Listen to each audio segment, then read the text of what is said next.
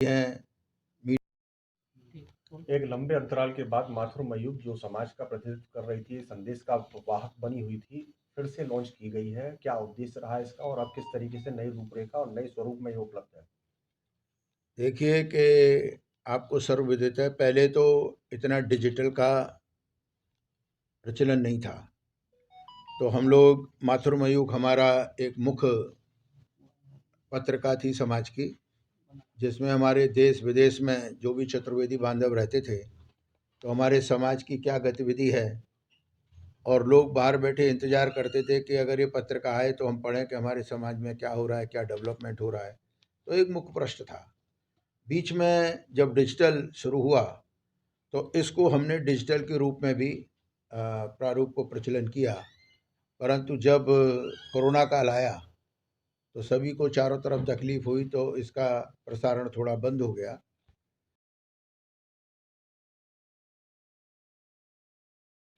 फिर से क्योंकि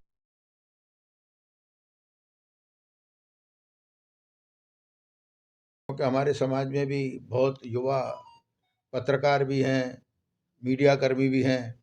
तो सबकी ये बात आई कि आज पूरे विश्व भर में समाज फैली हुई है। और जैसे आपने देखा अभी कंस मेला भी था, तो आप सब लोगों के माध्यम से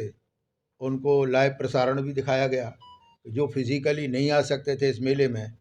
तो ये आज की तकनीक की ही देन है कि उन्होंने अपने घर पे ही बैठे हुए इस मेले का प्रसारण देखा।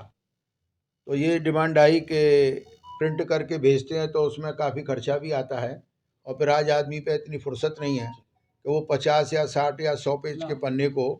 अपना पढ़ने बैठे। तो ये आया कि चाहे आदमी बस में या ट्रेन में है या किसी में भी है, तो अगर डिजिटल रूप में है तो जहाँ उसको फुर्सत मिलेगी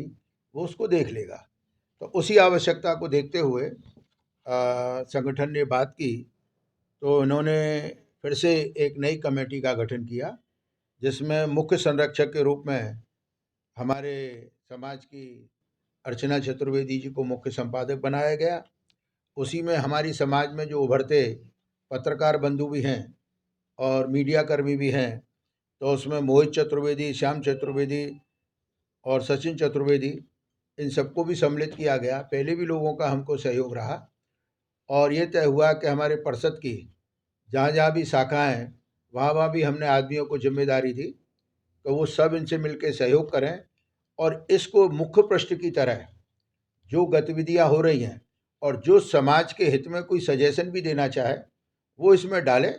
और हम उसको प्रसारित करें। तो मैं समझता हूँ ये एक माध्यम, आज युवा बहुत तेज़ी से बढ़ रहा है, कुछ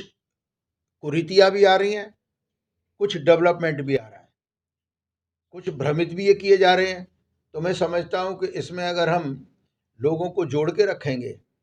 और उनको आज की परिस्थितियों से अवगत भी कराएंगे, तो मैं समझता हूँ कि मैं कोई एक कोट नहीं करना चाहता, कुछ हमारे युवा भी भटक रहे हैं,